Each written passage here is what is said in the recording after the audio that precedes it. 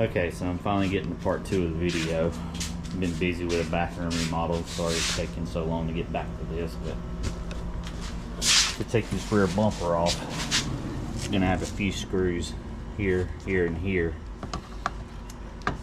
And you also have 2 here. And these are, I think, a number 5. Yeah, it's a number 5 hex. And when you're taking these off on the side, it's good to have something like this. And choose the right bit. If it wobbles, it's not going to work properly, or you might strip it out. But it makes it a whole lot easier because the tire's in the way. So, you know, that'll work a lot better than a screwdriver, unless you just want to take your wheels off, which is unnecessary. And then on top of that, you have a few clips under here.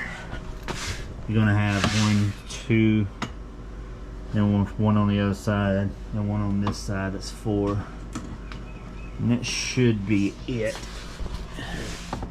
This is the last clip.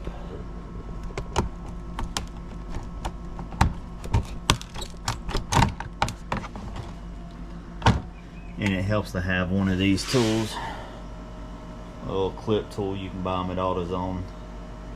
I think less than $10. It used to be. Everything's gone up. It might be more now.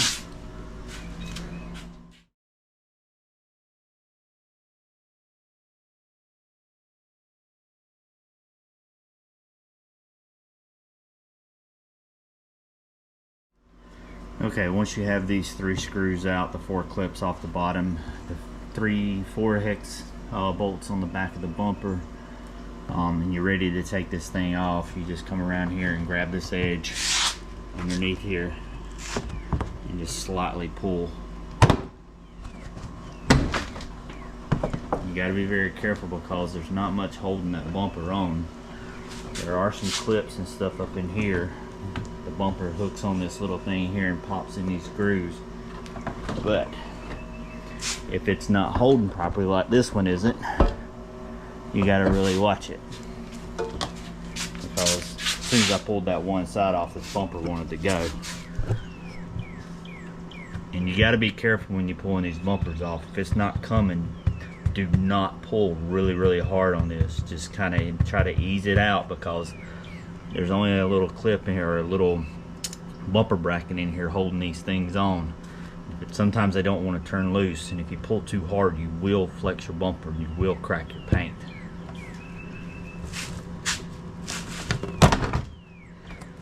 See, this is this bumper bracket. It's what holds it on. These little grooves here go up inside these little tabs, and that's the only thing that holds the sides on, besides those screws. But once you got all that done, your bumper will just come right off.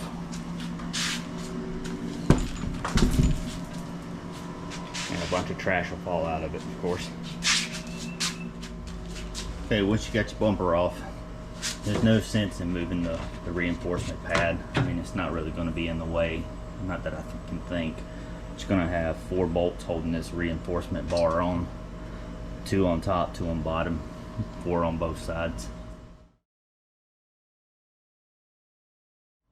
Once you get that reinforcement bar off, just take a rag and kind of clean up around all this stuff. There's so much dirt and dust and stuff up inside here, and the more you get off there, the less chances you have with corrosion and stuff in the future. But especially around in here where anything bolts together, it's really dirty, and there's a lot of grit in there, so you want to make sure it's all good and clean.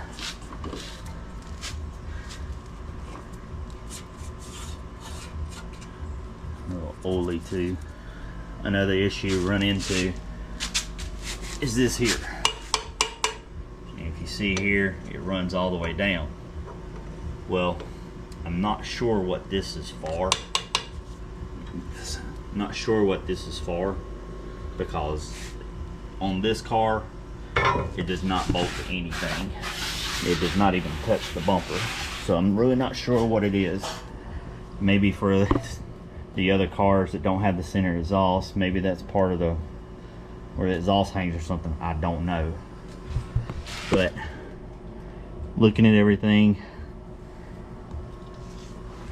I'm not sure what it's all for, but what I'm gonna have to do is I'm gonna mark the top and mark the bottom, and then probably come down about halfway down these circles here, and here.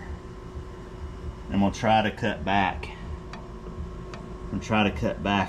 Just a box big enough to slide this bar here in. So I'm gonna cut it probably about a 1/2 inch bigger than this bar, so it'll slide in that groove. For some reason my camera turned off while I was in the middle of that, but anyway, I'm gonna have to cut that section here out so this bar fits in there. That way this will fit flush, because it's sticking out probably about 1 inch on the bottom.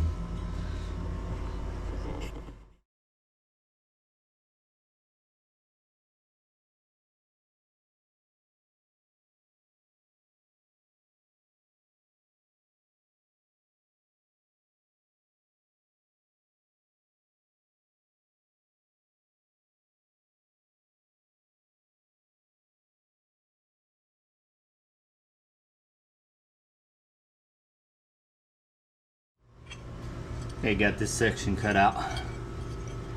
See here? Should fit in there. Hopefully I won't have to cut any more. It doesn't look too bad.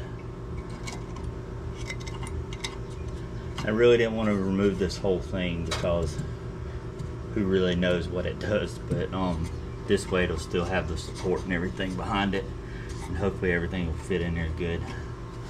But basically I just took a Sawzall. I had to use a really long like metal blade because there's really not much room to get in here to turn that Sawzall sideways, so I needed it as long as I could.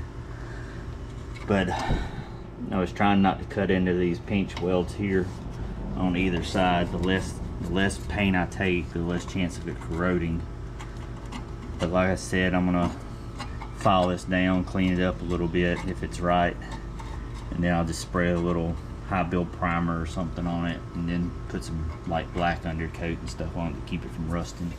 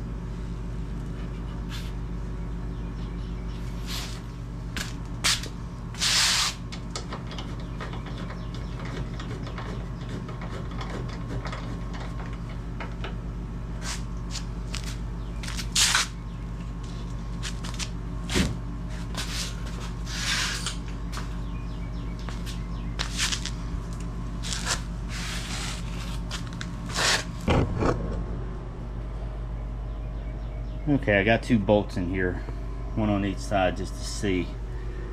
It fit pretty good down in there. Probably got about a 1/4 inch on the back side. I left plenty of room for the bar to fit in there, so that worked perfect. The only thing I'm seeing right now is barely missing the exhaust on this side. But it's actually touching on this side. So that means I'm gonna have to trim these bottoms of this bracket off just a little bit, maybe cut them at an angle so it goes with the angle of the exhaust and everything. But I'll still have enough to weld on it. See if we can see under here. Yeah, cut them at a little bit of an angle. But other than that, I'm really happy with the way it's fitting right now. And it looks like it's going to stick out probably about 3, almost 4 inches from the exhaust. So I'll get some help out here to help me hang this bumper so I don't damage it, and we'll see how it fits. I wanted to fit everything before I put the reinforcement bar back on there with the trailer hitch. The bumper's back on, and it looks like it's going to stick out about 3 inches, which is perfect. It's basically fitting pretty damn good. like I said before, it's hitting right there on the exhaust, and it's barely missing it here. So I'm gonna fix that. I'm gonna grind those back at an angle so they clear the exhaust. This exhaust really doesn't move that much. It's pretty sturdy. The only other thing I see also is the top of this is like touching this plastic, this little cover here. And I could probably remove that cover. I have to get the bumper back off to see, but it's probably just these two clips here on each side. And I have a feeling that removes. But she really doesn't want to remove that, so she just wants to, whenever I get it like paint and everything, she's gonna just put a piece of felt strip between the pipe and the bumper to maybe give it a little cushion so it doesn't rub. But even if it does rub, it's not really gonna matter. Nobody's ever gonna see it, and it's not like it's gonna rust. But other than that, everything looks pretty good, the length and everything. So now I'm gonna try and take the bumper back off and try to put the reinforcement bar back on there, and then reinstall the bumper to see how everything fits. There should be enough room between the bumper and the reinforcement pad, because there's usually a little room in there to play whenever, you know, you get hit in the back. It just absorbs all the impact and everything supposedly.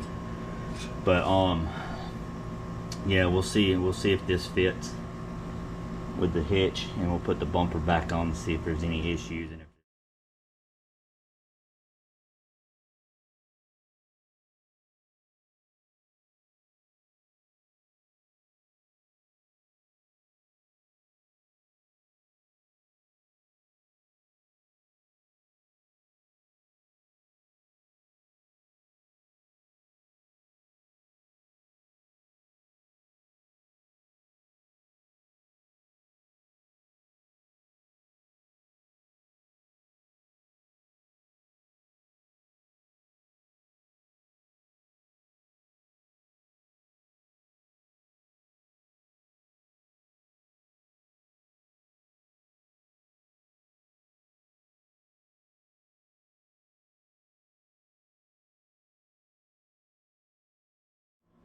so everything's back together. Got those places filed down where I cut. Cleaned it really good with some lacquer thinner. Sanded it with some Scotch-Brite, sprayed some primer on it. Did some undercoat. Got it all back together. Now I gotta grind those angles on those pieces that are set up above the exhaust. Get everything welded, then I can sandblast it and paint it. And then the next thing is to get it on the car. And everything should be good.